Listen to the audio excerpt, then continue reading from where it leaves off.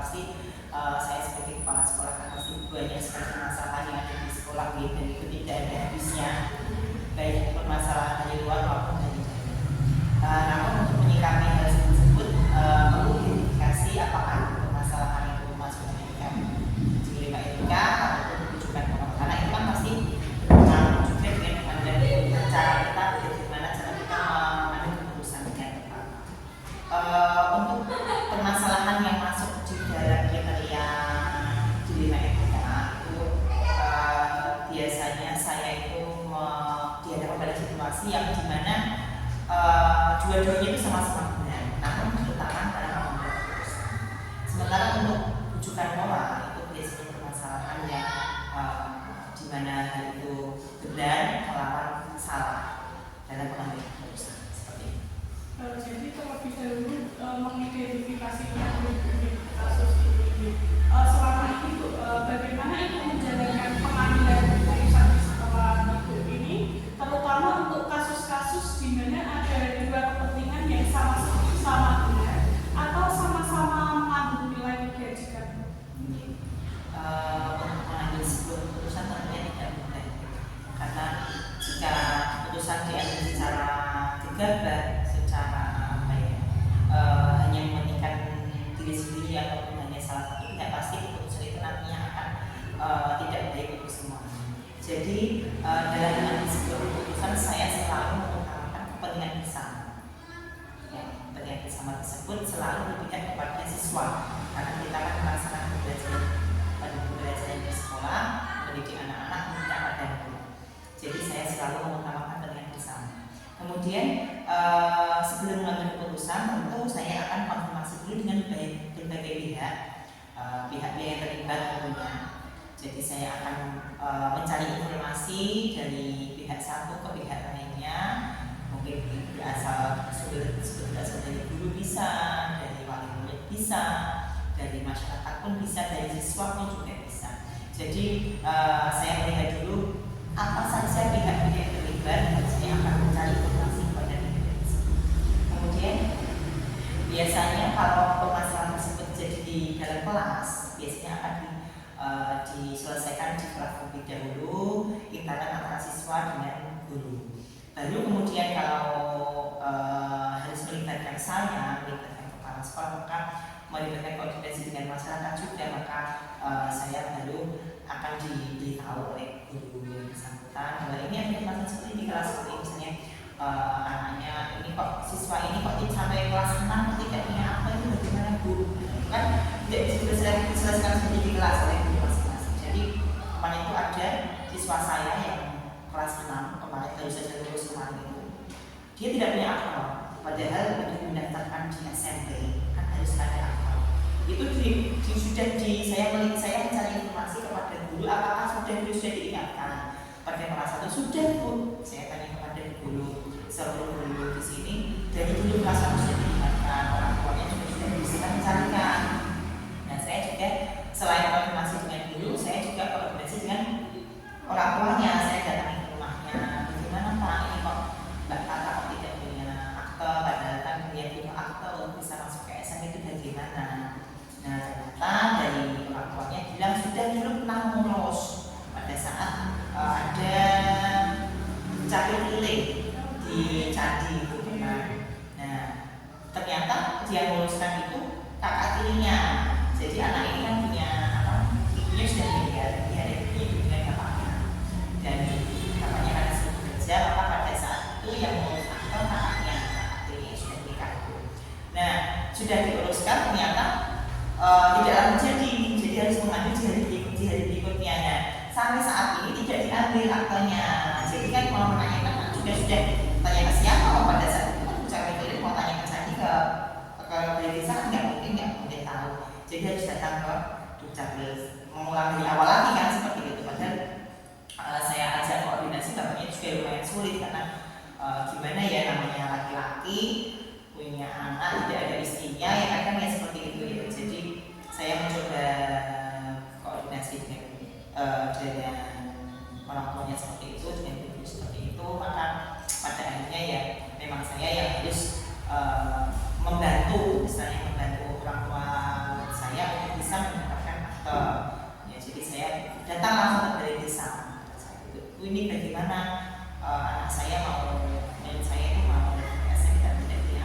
udah pakai aja surat keterangan lahir dari bisa.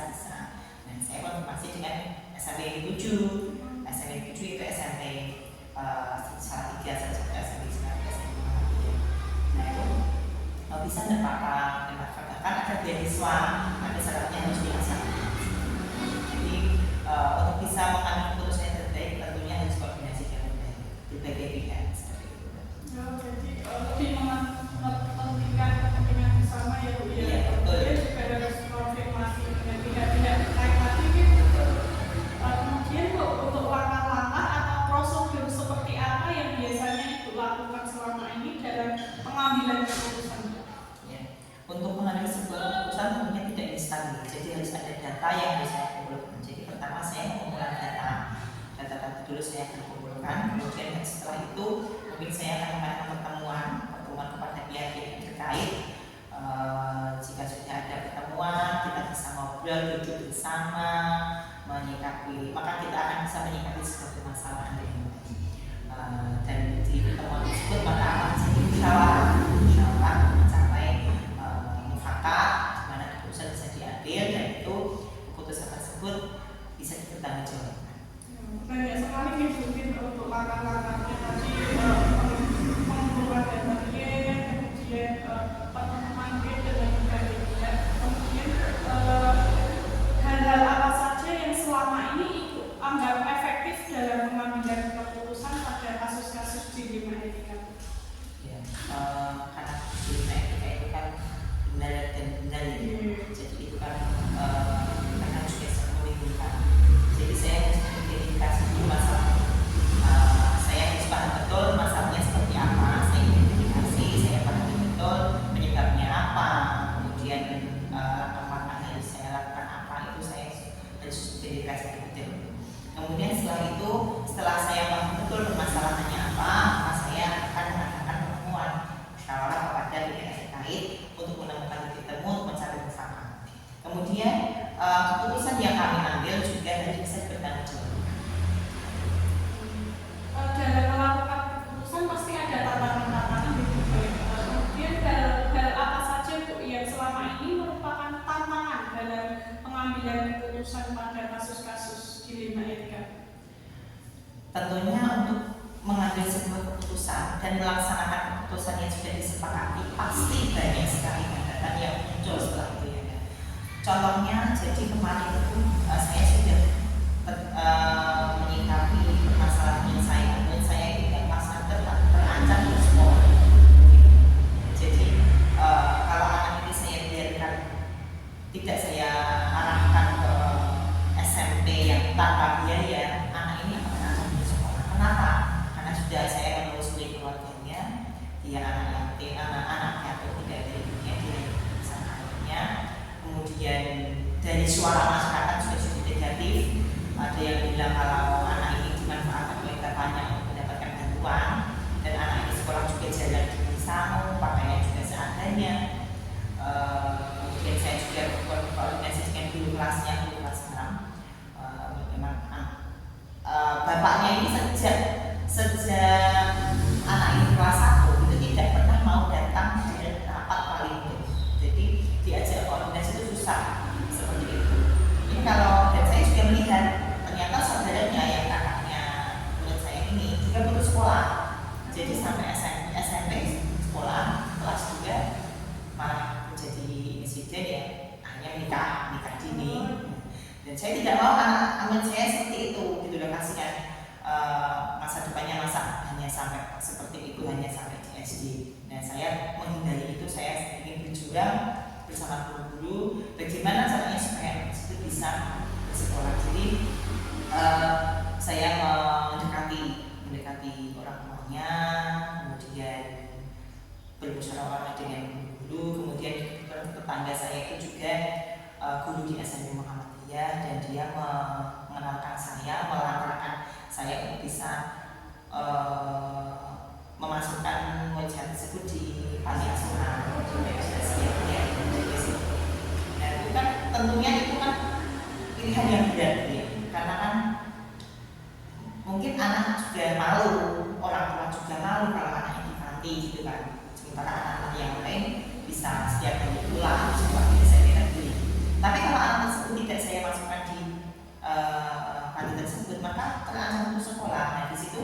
disitulah saya harus benar-benar bijak dalam mengambil keputusan. Saya tidak mau orang tuanya juga merasa terzalimi ya, karena anaknya dipaksa.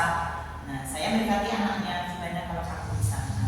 Jadi pendekatan tidak sekali dua kali gitu. Saya datang ke sana, kemudian juga saya mungkin datang ke sana. Pihak nanti juga datang ke rumahnya, kita bertemu.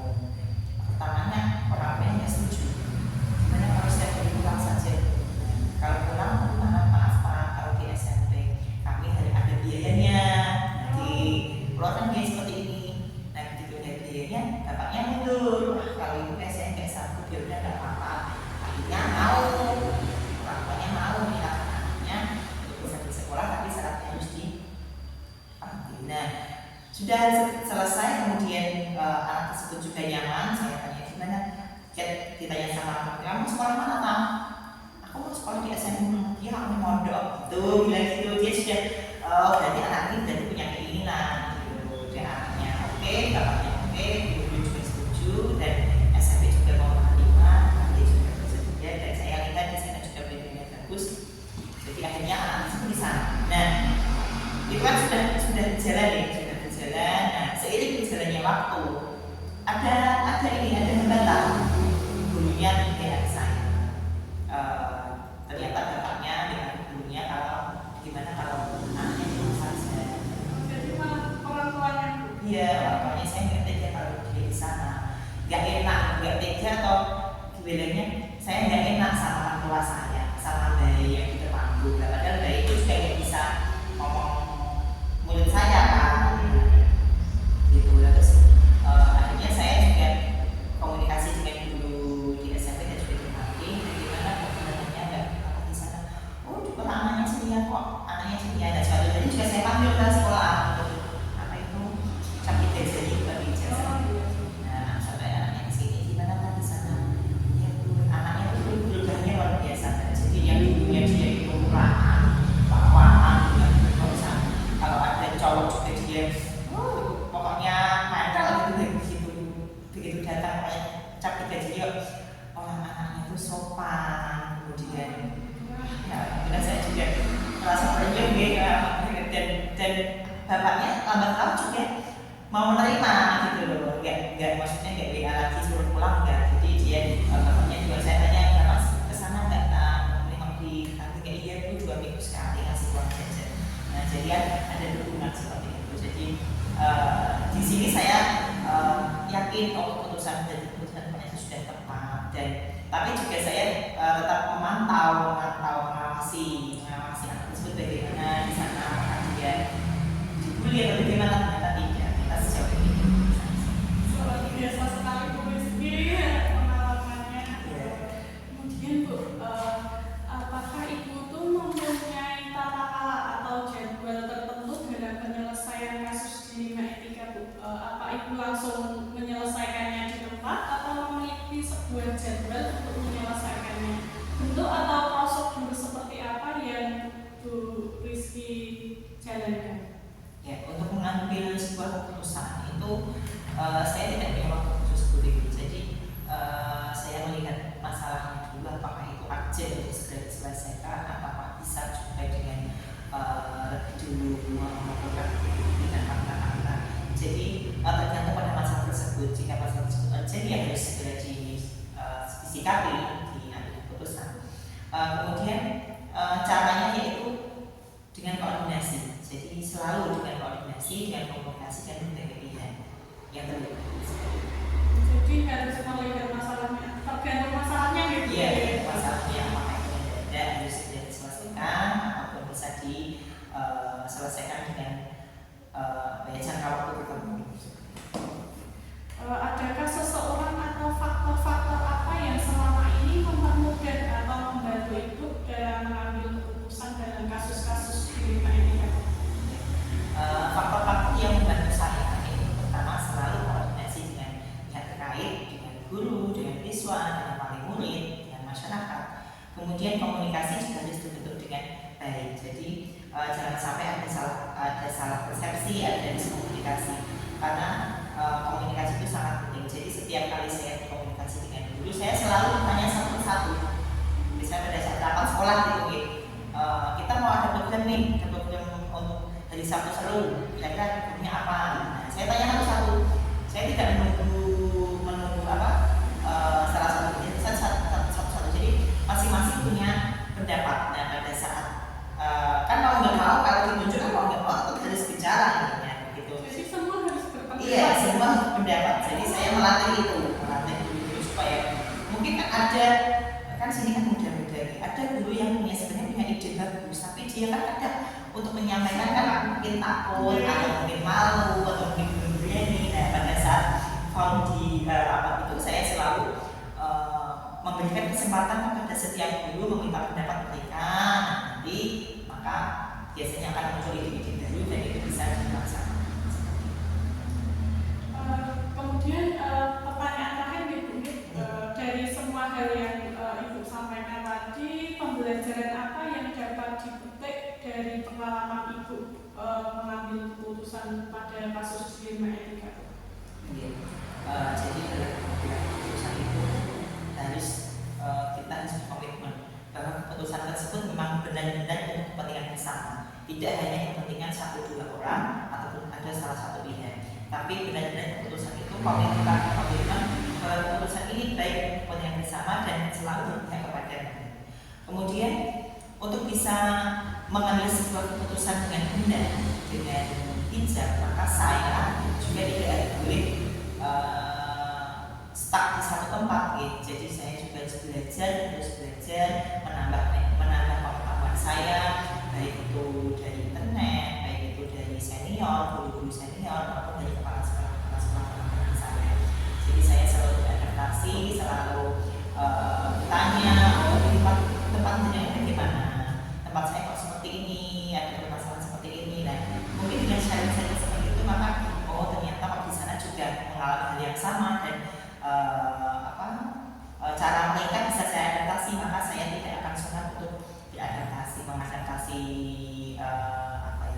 pijakan-pijakan yang dari sekolah-sekolah lain. Untuk belajar kan tidak hanya dari sumber-sumber media ya, tapi juga pengalaman itu kan sangat berarti. Pengalaman saya yakin guru-guru yang senior, kemudian kepala sekolah yang senior juga pengalamannya luar biasa untuk bisa kita tiru, bisa kita adaptasi seperti itu. Kemudian juga tidak lupa untuk melaksanakan sebuah keputusan selalu mengedepankan nilai-nilai kebajikan. Terima kasih banyak Ibu, mungkin atas pengalaman yang Ibu berikan kepada saya, sudah meluangkan waktu mungkin nanti semoga bisa saya adaptasi Ibu untuk pengambilan keputusan ke depan. Terima kasih juga Mbak Vivi sudah memberikan saya kesempatan untuk berbagi. Semoga bermanfaat. Dari yang sedikit ini semoga bermanfaat untuk kita semua. Semoga semuanya dimudahkan dan dilancarkan. Terima kasih Ibu.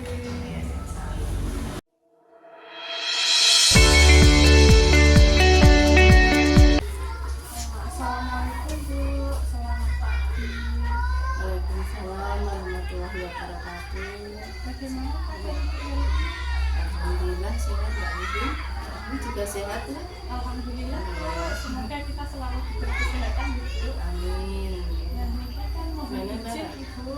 Ya. Di sini saya ingin mewawancarai Ibu terkait dengan pengalaman Ibu sebagai kepala sekolah dalam pengambilan keputusan yang terkait dengan dilema etika dan rujukan moral.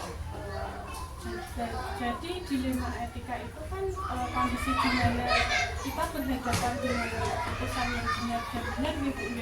Ya.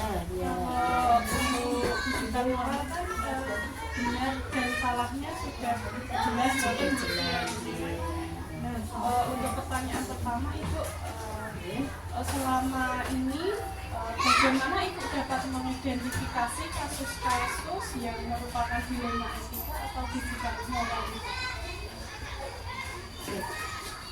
Terima kasih Mbak Ibu. Saya mencoba menjawab apa yang menjadi pertanyaan Mbak Ibu. Jadi pengalaman saya selama menangani kasus-kasus yang terjadi di sekolahan, baik itu yang berupa dilema etika atau tujuan moral, itu kita yang pertama melakukan identifikasi terhadap permasalahan. Jadi kita harus benar-benar melihat apakah permasalahan tersebut itu benar-benar yaitu permasalahan yang sama-sama benar atau belum kita, atau kita cermati lagi misalnya ada permasalahan yang merupakan moral atau benar melawan salah begitu ya. Setelah kita identifikasi, selanjutnya kita kemudian menganalisis untuk mengambil suatu keputusan yang mana keputusan yang kita terapkan atau kita ambil itu tidak merugikan kedua pihak. Begitu Mbak. Jadi diidentifikasi dulu apa itu Iya. agar tidak merugikan kedua pihak. Betul. Selama ini Bu, bagaimana Ibu menjalankan pengambilan keputusan di sekolah? Jadi Bu, terutama untuk kasus-kasus di mana ada dua kepentingan yang sama, benar atau benar, atau sama-sama mengambil nilai kebajikan. Iya. Nah, dalam mengatasi permasalahan yang sama-sama mengambil nilai kebajikan itu kita memang benar-benar harus sangat teliti, hati-hati, yaitu kita juga melihat siapa yang terlibat di dalamnya. Jadi nanti ketika kita mengidentifikasi permasalahan, mengambil keputusan, itu tidak ada istilahnya, tidak ada rasa iri, tidak ada rasa memihak salah satu pihak begitu ya.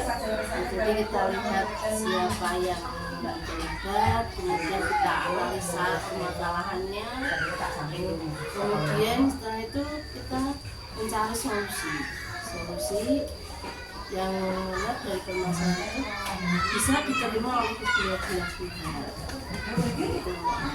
Untuk hal-hal atau prosedur seperti apa Bu yang biasa Ibu lakukan selama ini dalam meneliti? Kalau untuk prosedurnya pasti kita mengidentifikasi dulu, kemudian kita menanyakan pada siswa yang terlibat. Di situ kedua belah pihak kita rekodkan, kita mengetahui, kita tanya kronologinya bagaimana. Kemudian jika di situ ada saksi, maka kita hadirkan saksi.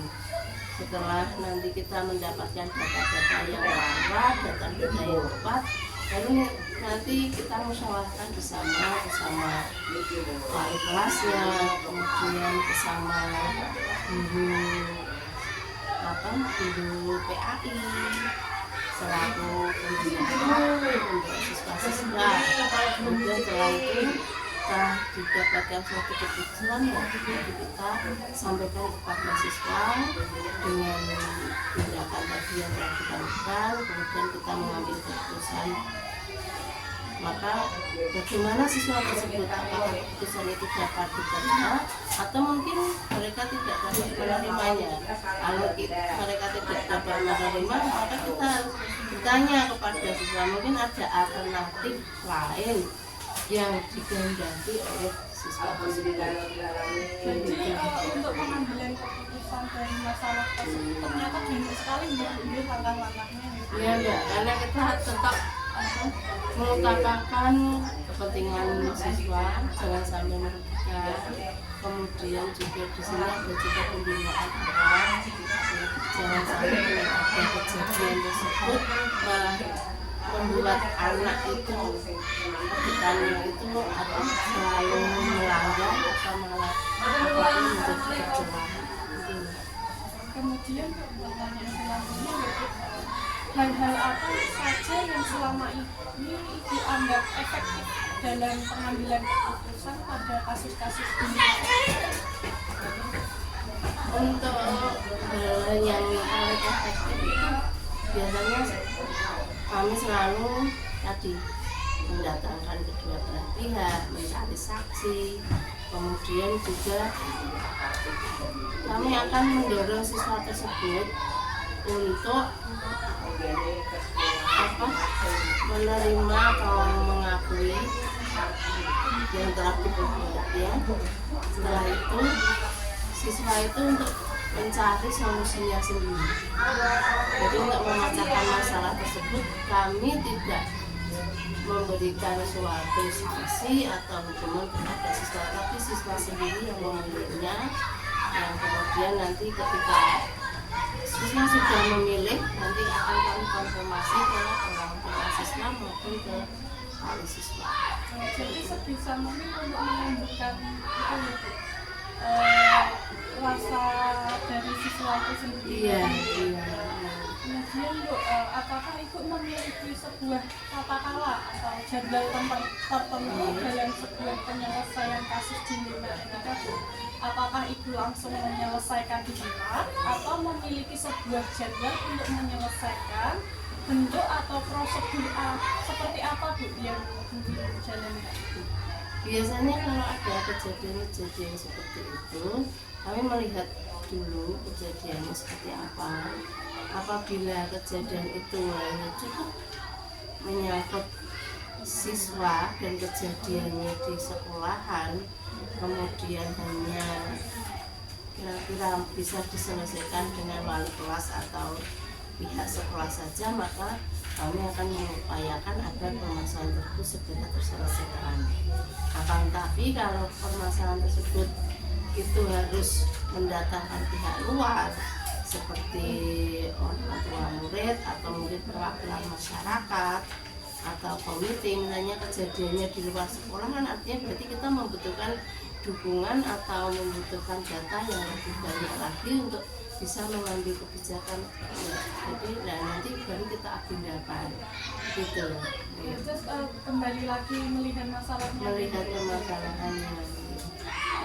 Kemudian Bu, adakah orang atau faktor yang selama ini mempermudah atau membantu dalam mengambil keputusan dalam kasus-kasus di dunia etika?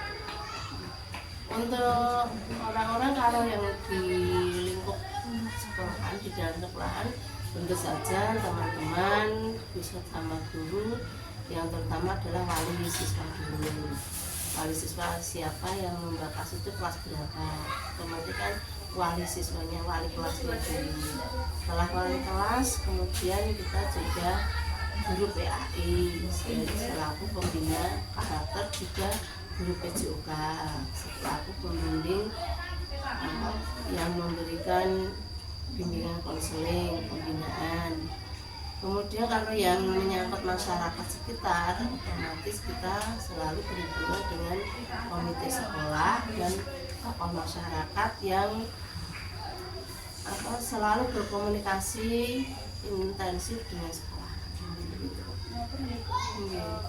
Untuk pertanyaan terakhir mungkin gitu. Dari semua hal yang telah Ibu sampaikan tadi, Bu, pembelajaran apa yang dapat Ibu petik dari pengalaman Ibu mengambil keputusan di dunia etika? Ya, pembelajaran yang dapat kami petik atau kami peroleh bahwa setiap anak ketika mengalami masalah itu penanganannya juga sama. Walaupun mungkin bentuk kasusnya sama, tetapi penanganannya itu tidak pasti sama, karena kita juga harus melihat latar belakang siswa tersebut, latar belakang orang tua. Mungkin karena di SD kami itu ada anak panti asuhan, otomatis kan tinggalnya jauh dari orang tua, mereka di bawah pengawasan wali. Dan maka kita cara menyelesaikannya itu juga berbeda antara dengan anak yang di bawah pengasuhan wali dengan yang berada di pengawasan orang tua secara langsung, itu Mbak. Oke. Kemudian juga selain itu, setiap anak ketika akan memilih konsekuensi dari perbuatannya itu juga masing-masing anak berbeda. Yang penting kita tidak bisa mengambil. Kemarin yang temanmu mengalihkan kesalahan ini, hukumannya ini atau sanksinya ini. Namun diberlakukan yang sama tidak bisa. Kami selalu mendorong agar anak tersebut bisa sadar dulunya, kemudian memilih bentuk konsekuensinya sendiri, dan itu bisa diterima dengan rasa ikhlas, dengan rasa lapang dada, sehingga nanti di kemudian hari jika jangan sampai anak melakukan kesalahan yang sama. Terima kasih banyak Duli atas berbagi pengalamannya ya dalam mengambil keputusan. Pengalaman dari Duli ini nanti semoga dapat saya jadikan contoh di ke depannya untuk saya bisa dalam mengambil keputusan dapat bijaksana seperti itu. Terima kasih banyak Bu. Assalamualaikum warahmatullahi wabarakatuh. Waalaikumsalam warahmatullahi wabarakatuh. Itu adalah bentuk atau cara kami ketika menghadapi suatu permasalahan yang mana kami menginginkan bahwa setiap ada permasalahan itu tidak menjadikan anak menjadi takut, kemudian tidak berani sekolah. Kami inginnya ada anak berada di sekolahan kami itu dengan perasaan senang, gembira, kemudian dengan rasa nyaman.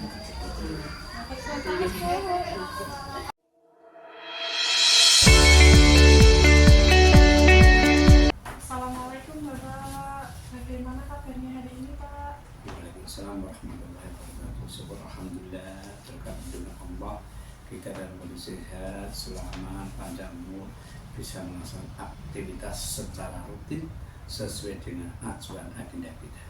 Alhamdulillah, semoga selalu diberi kesehatan ya Pak. Amin. Di sini saya mohon izin sebelumnya ya Pak. Saya ingin melakukan wawancara dengan Bapak terkait dengan pengalaman Bapak sebagai kepala sekolah dalam pengambilan keputusan yang berkaitan dengan dilema etika atau bujukan moral. Sebelumnya di sini dilema etika itu kan suatu kondisi di mana kita berhadapan dengan keputusan yang benar dan benar ya Pak. Kemudian kalau bujukan moral itu sudah jelas benar dan salahnya.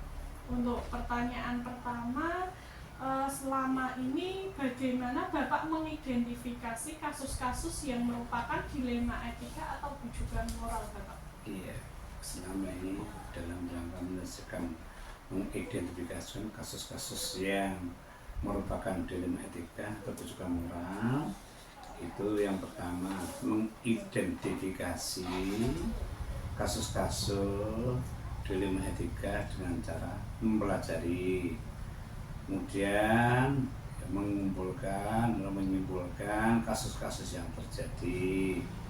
Yang kedua, selanjutnya kesimpulan itu bisa kita gunakan untuk menindaklanjuti pengambilan keputusan yang baik serta bisa menyelesaikan masalah tersebut. Kemudian Pak, selama ini bagaimana Bapak menjalankan pengambilan keputusan di sekolah Bapak, terutama untuk kasus-kasus di mana ada dua kepentingan yang sama-sama benar atau sama-sama mengandung nilai kebajikan. Ya, dalam pengambilan keputusan di sekolah, terutama kasus-kasus di mana ada dua kepentingan yang sama-sama benar atau sama-sama mengandung nilai kebajikan, itu yang pertama mengidentifikasikan pertanyaan-pertanyaan yang kaitan dengan etika moral, kemudian membuat daftar fakta yang relevan. Yang ketiga, mengajak pihak-pihak yang relevan yang terkait untuk menyelesaikan masalah tersebut. Yang keempat, menyelesaikan tindakan-tindakan yang perlu kita lakukan secara seksama. Kemudian Pak, langkah-langkah atau prosedur seperti apa yang biasanya Bapak lakukan selama ini dalam pengambilan keputusan Bapak? Langkah-langkah prosedur dalam menyelesaikan masalah atau kasus dilema etika, yang pertama adalah proses identifikasi masalah. Yang kedua, pendefinisian tujuan dari masalah itu. Kemudian ketiga, proses pengembangan evaluasi alternatif. Yang ketiga, teknis dalam pengambilan keputusan kasus dilema etika. banyak sekali nih Pak Nggih ternyata langkah-langkahnya. Kemudian pertanyaan selanjutnya, hal-hal apa saja yang selama ini Bapak anggap efektif dalam pengambilan keputusan dalam kasus dilema etika Bapak? Hal-hal yang secara efektif kita ambil untuk dianggap untuk menyelesaikan atau dianggap efektif dalam pengambilan keputusan antara lain yang pertama adalah resolusi, berpikir berbasis dan hasil.